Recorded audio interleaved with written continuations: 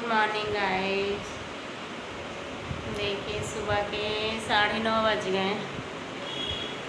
सब लोग गए, अब मैं बची अकेली।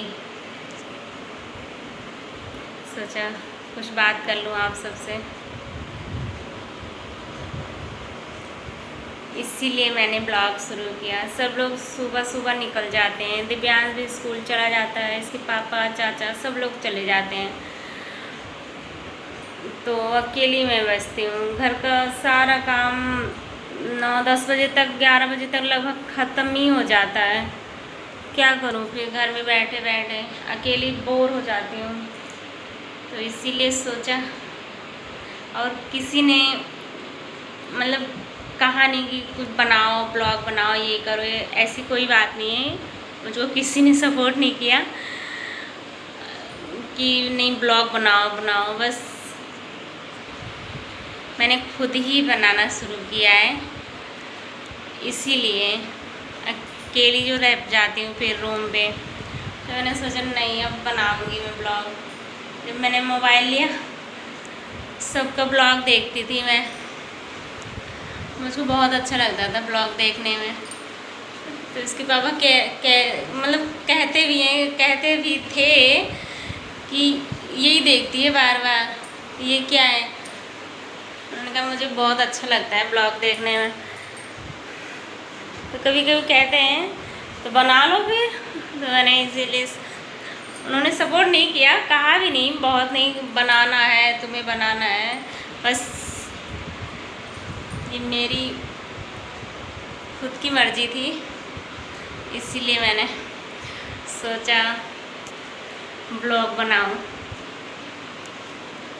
हाउस वाइफ करे भी क्या, बस घर का काम ख़त्म हो जाता है, बच्चों का फिर काम रहता है, उनको स्कूल ट्यूशन सब करो, फिर जब रहो तो ये सब चलो बना लो, टाइम पास भी हो जाता है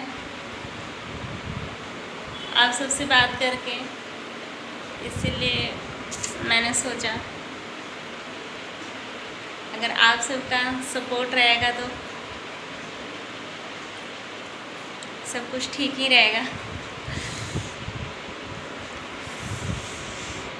तो सब लोग गए, इसके पापा चाचा, दिव्यांश भी गया, वो दोनों लोग भी गए। उनको ऑफिस जाना था, 8 ही बजे निकल गए वो लोग। तो हमारे जो बाबा थे ना, हमारे पापा, हमारे ससुर के जो भाई थे, उनकी लड़कियां हैं, तो उनके लड़के आए थे। हमारे जो ससुर हैं ना, उनके पिताजी 3 भाई थे, 3। तो दो जो भाई थे उनके मतलब बच्चे थे।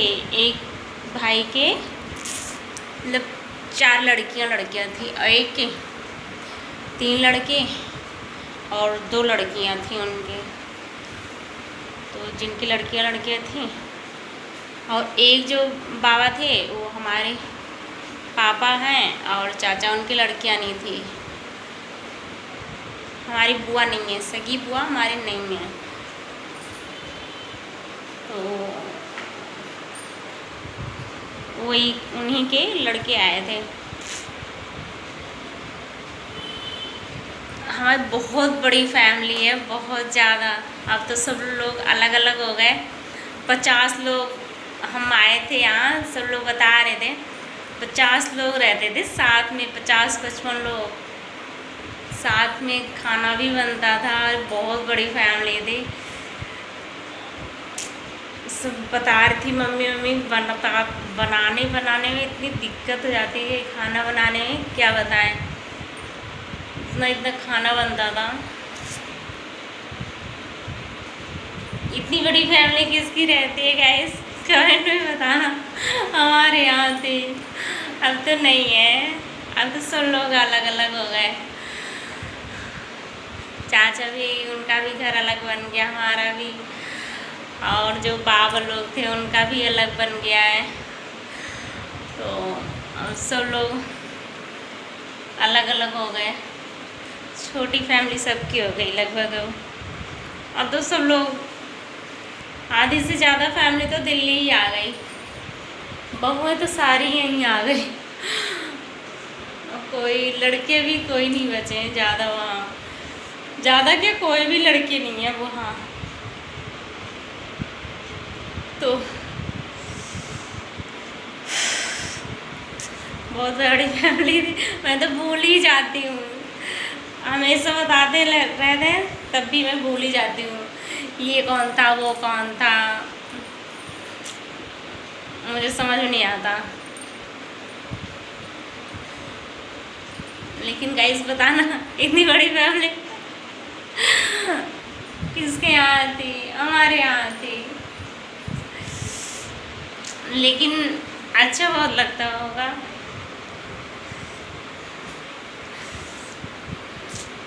मौके मौके पे अच्छा लगता है, सब लोग इकट्ठा होते हैं, बुआ लोग भी सब लोग आ जाती हैं, तो अच्छा लगता है।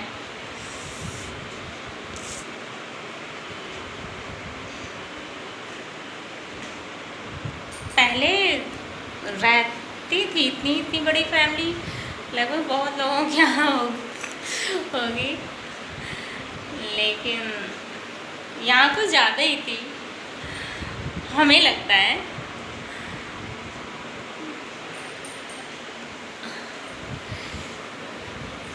चलिए गाइस, चल रही हूँ कपड़ा धुलने, बस यही सब बताना था।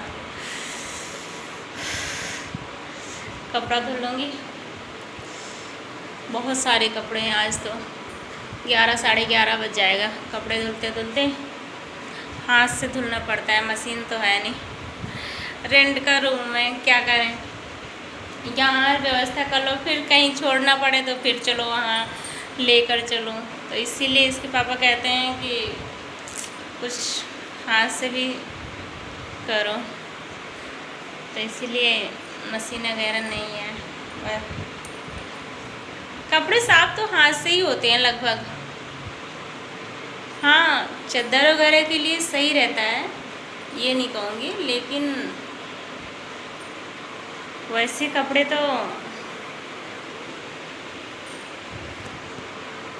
हाथ से ही सही रहते हैं। कपड़े धुलूँगी, फिर छत पर डालूँगी, 11-12 बज जाएंगे।